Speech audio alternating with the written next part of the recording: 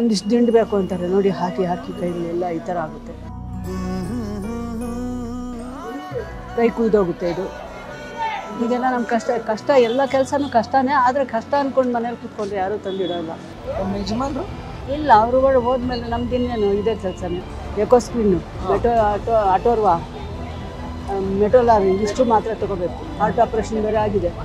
ಅವ್ರು ಇವಾಗ ಅವ್ರ ಕಾಲ ಮೇಲೆ ಅವ್ರು ನಿಲ್ತಿದ್ದಾರೆ, ನನಗೇನು ತೊಂದರೆ ಇಲ್ಲ. ನಾನು ಅವ್ರ ಮೇಲೆ ಹೊರೆ ಆಗೋದು ಬೇಡ ಅಂತ ನಾನು ಇಲ್ಲಿ ಬಂದು ಕೂತ್ಕೊಂಡಿದ್ದೀನಿ. HMT ವಾಚಸ್ ಎಂಪ್ಲಾಯ್ ನಾನು, ಇದು ಗಿಫ್ಟ್ ಕೊಟ್ಟಿರೋದು ವಾಚ್. ಹಾಯ್ ಹಲೋ ನಮಸ್ಕಾರ, ನೀವು ನೋಡ್ತಾ ಇದ್ದೀರಾ freedom Kannada business YouTube channel. ನಾನು ನಿಮ್ಮ ಆಂಕರ್ ಕಿಶೋರ್. ನಾನೀಗ ಮಲ್ಲೇಶ್ವರಂ ಸಂಪಿಗೆ ಎರಡೋಕೆ ಬಂದಿದ್ದೀನಿ. ಇಲ್ಲಿ 72 ವರ್ಷದ ನಿರ್ಮಲಾ ಅನ್ನೋರು ಸುಮಾರು 15 ವರ್ಷದಿಂದ ಹೂವಿನ ವ್ಯಾಪಾರನ ಮಾಡ್ತಾ ಇದ್ದಾರೆ. ನಾನಿವತ್ತು ಅವ್ರನ್ನ ಮಾತಾಡ್ಸೋಣ ಅಂತ ಬಂದಿದ್ದೀನಿ. ಬನ್ನಿ. ನಮಸ್ಕಾರ ಅಮ್ಮ. ನಮಸ್ಕಾರ. 72ನೇ ವಯಸ್ಸಲ್ಲಿ ಇಲ್ಲಿ ಬಂದು ಕೂತ್ಕೊಂಡು ಕಷ್ಟಪಡ್ತಾ ಇದ್ದೀರಾ? ಮಾಡಲೇಬೇಕಲ್ವಾ, ಜೀವನೋಪಾಯಕ್ಕೆ ಏನೋ ಮಾಡಲೇಬೇಕಲ್ವಾ. ಮನೆ ಬಾಡಿಗೆ ಕಟ್ಟಬೇಕು, ಔಷಧಿ ತಗೋಬೇಕು, ಹಾಲು ಹಣ್ಣು ತಗೋಬೇಕು. ಇಷ್ಟು ತಗೊಳ್ಳೋವಾಗ ನಮಗೆ ದುಡ್ಡು ಯಾರು ಕೊಡ್ತಾರೆ? ಯಾರು ಕೊಡೋದಿಲ್ಲ. ಅದಕ್ಕೆ ಬಂದು ಸುಮ್ಮನೆ ಮನೇಲಿ ಕೂತ್ಕೊಳ್ಳೋ ಬದಲು ಮನೇಲಿ ಕೂತ್ಕೊಂಡು ಹುಚ್ಚಿಡ್ದೋಗುತ್ತೆ. ಬಂದು ಇಲ್ಲಿ ಕೂತ್ಕೊಂಡ್ರೆ ಏನೋ ಸ್ವಲ್ಪ ಗಾಳಿ ಹವಾ ಅದು ಇದು ಚೆನ್ನಾಗಿರುತ್ತೆ. ಜನ ಬರ್ತಾ ಇರ್ತಾರೆ, ಹೋಗ್ತಾ ಇರ್ತಾರೆ, ಮಾತಾಡ್ತಾರೆ. ಒಂದಿಷ್ಟು ದಿಂಡು ಬೇಕು ಅಂತಾರೆ ನೋಡಿ, ಹಾಕಿ ಹಾಕಿ ಕೈಗಳೆಲ್ಲ ಈ ಥರ ಆಗುತ್ತೆ, ಕೈ ಕುಯ್ದೋಗುತ್ತೆ ಇದು. ಈಗೆಲ್ಲ ನಮ್ಮ ಕಷ್ಟ ಎಲ್ಲ ಕೆಲಸನೂ ಕಷ್ಟನೇ, ಆದರೆ ಕಷ್ಟ ಅಂದ್ಕೊಂಡು ಮನೇಲಿ ಕೂತ್ಕೊಂಡ್ರೆ ಯಾರೂ ತಂದಿಡೋಲ್ಲ. ಬಂದು ದುಡಿಲೇಬೇಕು. ಮನೆ ಆದರೂ ಇದ್ದರೆ, ಸ್ವಂತ ಮನೆ ಆದರೂ ಇದ್ದರೆ, ಸ್ವಂತ ಮನೆ ಇದೆ ಇದಪ್ಪ ಮನೇಲೇ ಕೂತ್ಕೊಂಡು ಏನೋ ಮಾಡ್ಕೊಂಡು, ಅದಕ್ಕೆ ಮನೇಲಿ ಕೂತ್ಕೊಂಡ್ರೆ ಬಂದು ಇಲ್ಲಿ ಕೂತ್ಕೊಂಡು ಏನೋ ಪುಣ್ಯಾತ್ಮದವರು ಅಂಗಡಿಯವ್ರು ಸ್ವಲ್ಪ ಜಾಗ ಕೊಟ್ಟಿದ್ದಾರೆ. ಇಲ್ಲಿ ಬಂದು ಕೂತ್ಕೊಂಡು ಸ್ವಲ್ಪ ವ್ಯಾಪಾರ ಮಾಡ್ಕೊಂಡು ಹೋಗಿ ರಾತ್ರಿ ಕಣ್ಣು ತುಂಬ ನಿದ್ದೆ ಮಾಡ್ತೀವಿ. ಹೊಟ್ಟೆಗೆ ಊಟ ಒಂದೊತ್ತು ತಿಂದ್ರೂ ಕಣ್ಣು ತುಂಬ ನಿದ್ದೆ ಮಾಡ್ತೀವಿ, ಮೈ ತುಂಬ ಕೆಲಸ ಮಾಡ್ತೀವಿ. ಇದಕ್ಕಿಂತ ಏನು ಬೇಕು? ನಮ್ಮ ಯಜಮಾನ್ರು ಅವರು ಮನೆ ಕಟ್ಟೋದು ನೇಸನ್ನು. ಈಗೇನು ಮಾಡ್ತಾ ಇದ್ದಾರೆ? ಇಲ್ಲ, ಅವರುಗಳು ಹೋದ್ಮೇಲೆ ನಮ್ದು ಇನ್ನೇನು ಇದೇ ಕೆಲಸನೇ. ಎಷ್ಟು ವರ್ಷ ಆಯಿತು? ಆವಾಗಲೇ 2008 ಹೋಗಿದ್ದೆವು. ಏನಾಗಿತ್ತು? ಏಜ್ಡ್ ಪರ್ಸನ್, ಅವ್ರು ಏಜ್ಡ್ ಪರ್ಸನ್, ನಾನು ಯಂಗ್ ಅಂಥವ್ರು ಕೊಟ್ಟು ಮದುವೆ ಮಾಡ್ರು ಅಪ್ಪ ಅಮ್ಮ. ಆವಾಗ ನಮಗೆ ಗತಿ ಇಲ್ಲ, ಅಪ್ಪ ಅಮ್ಮನಿಗೆ ಕೊಟ್ಟರು, ಮದುವೆ ಮಾಡಿದ್ರು. ಆತ ವಯಸ್ಸಾದ್ಮೇಲೆ ಹೋದರು. ಅವರು ಮಕ್ಕಳೆಲ್ಲ 2 ಹೆಣ್ಮಕ್ಳು, ಒಂದು ದೊಡ್ಡವಳಿಗೆ 2 ಹೆಣ್ಮಕ್ಳು. ಒಂದು ಫಸ್ಟ್ PUC ಓದ್ತಾ ಇದೆ ಶ್ರೀಸದ್ಗುರುಪುರಂ ಕಾಲೇಜಲ್ಲಿ, ಓದಿ ಆಯಿತು. ಸೆಕೆಂಡ್ PUC ರೆಡಿ ಆಗಿದೆ. ದೊಡ್ಡ ಚಿಕ್ಕವಳ ಮೊಮ್ಮಗ ಅವನು ಡಿಗ್ರಿ ಈಗ ಸ್ಟಾರ್ಟ್ ಆಗಿದ್ದಾನೆ. ಅವರು ಒಂದೊಂದು ಕೆಲ್ಸಕ್ಕೆ ಹೋಗ್ತಾರೆ, ಮಕ್ಕಳನ್ನ ಅವ್ರಿಗೆ ಸಾಕೊಂಡಿದ್ದಾರೆ. ನನ್ನ ಮೇಲೆ ಏನು ಬೀಳ್ತಾ ಇಲ್ಲ. ಆದರೆ ನಾನು ಅವ್ರ ಮೇಲೆ ಬೀಳೋದು ಬೇಡ.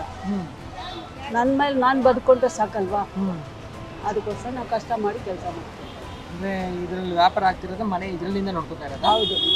ನಿಮ್ಮ ಖರ್ಚು, ಮನೆ ಖರ್ಚು ಇದರಲ್ಲಿ ನೋಡ್ಕೊತಾ ಎಲ್ಲ ಬಾಡಿಗೆ, ಹಾಲು ಮತ್ತು ಮೆಡಿಸನ್ನು, ಎಕೋಸ್ಪಿನ್ನು, ಅಟೋರ್ವಾ, ಮೆಟೋಲಾರ್ ಇಷ್ಟು ಮಾತ್ರ ತೊಗೋಬೇಕು. ಹಾರ್ಟ್ ಆಪ್ರೇಷನ್ ಬೇರೆ ಆಗಿದೆ. ಅಂದರೆ ಈಗ ನೋಡ್ಕೊಳಕ್ಕೆ ಯಾರು ಇಲ್ಲ?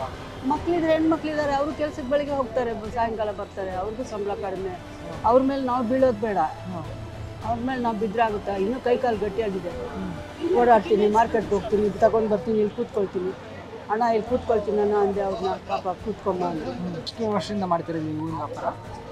2003ರಲ್ಲಿ ಒಂದು 5ರಿಂದ ಮಾಡ್ತಾಯಿದ್ದೆ. HMT ವಾಚ್ ಫ್ಯಾಕ್ಟ್ರಿ ಎಂಪ್ಲಾಯ್ ನಾನು. HMT ವಾಚಸ್ ಎಂಪ್ಲಾಯ್ ನಾನು, ಇದು ಗಿಫ್ಟ್ ಕೊಟ್ಟಿರೋದು ವಾಚ್. ಎಷ್ಟು ವರ್ಷ ಕೆಲಸ ಮಾಡಿದ್ರಿ ಅಲ್ಲಿ? 78ಇಂದ 2003. ಮಕ್ಕಳಿಗೆ ಮದುವೆ ಮಾಡಬೇಕು. ಮದುವೆ ಮಾಡೋಕ್ಕೆ ಮುಂಚೆ ಒಡವೆ ಮಾಡಿ ಹಾಕ್ಬೇಕು, ಆಮೇಲೆ ಮದುವೆ ಮಾಡಬೇಕು. ಸುಮ್ಮನೆ ಮಾಡ್ಕೊಳ್ತಾರಾ? ಅಷ್ಟೆಲ್ಲ ಮಾಡಿ ಅವ್ರಿಗೊಂದು ಜಾಗ ಮಾಡಿ ಬಿಟ್ಬಿಟ್ಟೆ ಅವ್ರನ್ನ. ಅವ್ರು ಇವಾಗ ಅವ್ರ ಕಾಲ ಮೇಲೆ ಅವ್ರು ನಿಲ್ತಿದ್ದಾರೆ, ನನಗೇನು ತೊಂದರೆ ಇಲ್ಲ. ನಾನು ಅವ್ರ ಮೇಲೆ ಹೊರೆ ಆಗೋದು ಬೇಡ ಅಂತ ನಾನು ಇಲ್ಲಿ ಬಂದು ಕೂತ್ಕೊಂಡಿದ್ದೀನಿ ಅಷ್ಟೇ ಸಾಕು. ಓಕೆ. ಅಲ್ಲಿ ಬಿಟ್ಟಿದ ತಕ್ಷಣ ಹೂವಿನ ವ್ಯಾಪಾರನೇ ಸ್ಟಾರ್ಟ್ ಮಾಡಿದ್ದೆ? ಹೌದು ಹೌದು. ಓಕೆ. ಎಲ್ಲಿಂದ ತರ್ತೀರಿ ಹೂವು ಎಲ್ಲ? ಸಿಟಿ ಮಾರ್ಕೆಟ್ಗೆ ಹೋಗಬೇಕು. ತಮಿಳ್ನಾಡಿಂದ ಬರುತ್ತೆ ಇದು. ನಾನು ತರೋದು ಇದು ಬಿಟ್ಟರೆ ಬೇರೆ ಏನು ತರಲ್ಲ. ನೋಡಿ 2 kg ತರ್ತೀನಿ. ಒಂದೊಂದ್ಸಲಿ ಕೈಲಾಗಿಲ್ಲ, ಇದೆಲ್ಲ ಸುತ್ತಿ ನಾವು ಬಂದರೆ 1.5 kg ತರ್ತೀನಿ. ಅಷ್ಟು ಸುತ್ತಬಿಟ್ಟು ನೋಡಿ, ಬರೀ ಕಟ್ಟೋದಕ್ಕೆ ಬಿಡಲ್ಲ, ಬರೀ ದಿಂಡು ಅಂತಾರೆ. ಎಲ್ಲ ಫೋನ್ ನಂಬರ್ ತೊಗೊಂಡಿದ್ರೆ ಫೋನ್ ನಂಬರಲ್ಲಿ ಕೊಟ್ಬಿಡ್ತಾರೆ. ಅಮ್ಮ ನನಗೆ 15 ಬೇಕು, 20 ಬೇಕು, ಈ ಥರ. ಬರೀ ಇದು ದಿಂಡು ಅಂದರೆ ಇದು ತುಂಬ ಫೇಮಸ್ಸು. ಎಲ್ಲರೂ ಇದನ್ನೇ ಕೇಳ್ತಾರಾ? ಫಂಕ್ಷನ್ಗೆಲ್ಲ ಇದೆ ಜಾಸ್ತಿ ಯೂಸ್ ಆಗೋದು. ಹಾಂ, ಇದು ಮೊಳ ಇದೆಯಲ್ಲ ಇದಷ್ಟು ಯೂಸ್ ಆಗಲ್ಲ. ಇದೇನೋ ಒಂದು ಸ್ವಲ್ಪ ತಗೊಳ್ತಾರೆ, ಮುಡ್ಕೊಳ್ತಾರೆ, ಒಂದಿಷ್ಟು ಮುಡ್ಕೊಳ್ತಾರೆ. ಇದಾದರೆ ತುಂಬ ದೇವ್ರಿಗೆ 4 ಇದು ದಿಂಡು ಕಟ್ಬಿಟ್ರೆ ಲೈನಾಗಿ ಒಂದು ಹಾರ ಆಗುತ್ತೆ ದೇವ್ರಿಗೆ. ಎಷ್ಟು ದಿನಕ್ಕೆ ಒಂದ್ಸತಿ ಹೋಗ್ತೀರಾ ತರಕ್ಕೆ? ಎಷ್ಟು ದಿನಕ್ಕೆ ಒಂದ್ಸತಿ ಹೋಗ್ತೀರ ಹೂವು ತರಕ್ಕೆ? ಡೈಲಿ 10 ಗಂಟೆಗೆ ಮಾರ್ಕೆಟಲ್ಲಿ ಇರಬೇಕು. ಡೈಲಿಗೆ ಹೋಗ್ಬೇಕಾ? ಡೈಲಿ 10 ಗಂಟೆಗೆ ಮಾರ್ಕೆಟಲ್ಲಿ ಇದ್ದು ಅಲ್ಲಿಂದ ತಗೊಂಡು ಬಂದು ಇಲ್ಲಿ ಕೂತ್ಕೊಂಡು ಮೇಕಿಂಗ್ ಮಾಡಿ ಎಲ್ಲ ಮುಗಿದೋದ ತಕ್ಷಣ 5 ಗಂಟೆಗೆ ಮನೆಗೆ ಹೋಗ್ಬೇಕು. Okay okay. ಎಷ್ಟು ರೂಪಾಯಿ ತರ್ತೀರಾ ಹೂವನ? ಇವತ್ತು ದಿನ ಒಂದೊಂದು ಬೆಲೆ ಇರುತ್ತೆ. ಇವತ್ತು 400 ರೂಪಾಯಿ kg. ಮಧ್ಯಾಹ್ನ ಮೇಲೆ ಕಮ್ಮಿ ಆಗುತ್ತೆ, ಅದು ನನಗೆ ಬೇಡ, ಅದು ಚೆನ್ನಾಗಿರಲ್ಲ. ಇದು ನಾಳೆ 4 ದಿವಸ ಇಟ್ಕೊಂಡು ಚೆನ್ನಾಗಿರುತ್ತೆ, ಅದು ಚೆನ್ನಾಗಿರಲ್ಲ. ಅದರಿಂದ ಇದನ್ನೇ ತರ್ತೀನಿ. ದಿನಕ್ಕೆ ಅಂದಾಜಿಗೆ ಎಷ್ಟು ರೂಪಾಯಿ ತರ್ತೀರಾ? 1000. 1000 ರೂಪಾಯಿ. ನೀವು 1000 ರೂಪಾಯಿಗೆ ಹೂವು ತಂದರೆ ಅದ್ರ ಮೇಲೆ ಲಾಭ ಎಷ್ಟು ಮಾಡ್ತೀರಾ ಒಂದು ದಿನಕ್ಕೆ? ಒಂದು 400-500 ಸಿಗುತ್ತೆ ಅಷ್ಟೇ. 1000 ರೂಪಾಯಿ 2000 ಬಂಡವಾಳ ಹಾಕಿದ್ರು ಸಿಗೋದಲ್ಲ. 500 ಅಮ್ಮಮ್ಮ 2000 ಹಾಕಿದ್ರೆ ಒಂದು 500 ಸಿಗುತ್ತೆ. 800 ರೂಪಾಯಿ ಹಾಕಿದ್ರೆ ಒಂದು 300 ರೂಪಾಯಿ ಸಿಗುತ್ತೆ. ಈ ಥರ ಕಮ್ಮಿ ಆಗ್ದಂಗೆ ಕಮ್ಮಿ, ಜಾಸ್ತಿ ಆಗೋದು ಜಾಸ್ತಿ. ಅದು ಜಾಸ್ತಿ ಮಾಡೋಕ್ಕೆ ನಮ್ಮ ಕೈಯಲ್ಲಿ ಆಗಲ್ಲ. ನಾನೇ ಕಟ್ಟಬೇಕು, ನಾನೇ ಮಾಡಬೇಕು, ನಾನೇ ಮಾತಾಡಬೇಕು, ನಾನೇ ಎಲ್ಲ ಇದು ಮಾಡಬೇಕು. ಕಷ್ಟನೇ.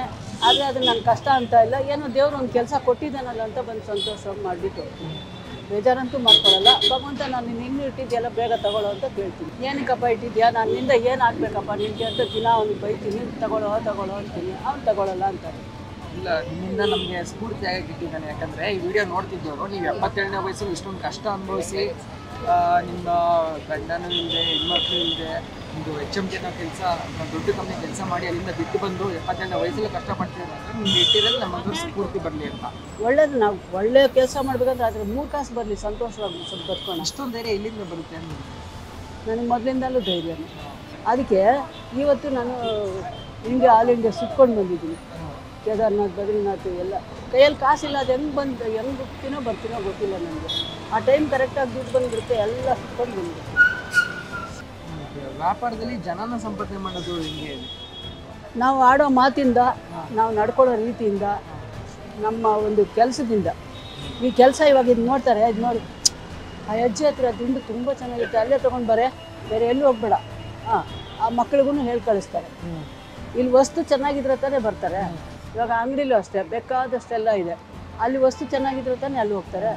ನಾನು ಬಂದು ಕೇಳ್ತಾರೆ, ಏನಮ್ಮ ವೀಳ್ಯದೆಲ್ಲ ಇದೆಯಾ, ಅಲ್ಲಿದೆ ಹೋಗಪ್ಪ, ಅದು ನಾನು ತೋರಿಸ್ತೀನಿ. ಒಳ್ಳೆಯದನ್ನು ನಾವು ತೋರಿಸ್ಬೇಕು ಹೊರತು ಕೆಟ್ಟದನ್ನು ನಾವು ತೋರಿಸ್ಬಾರ್ದು. ಹೌದಾ?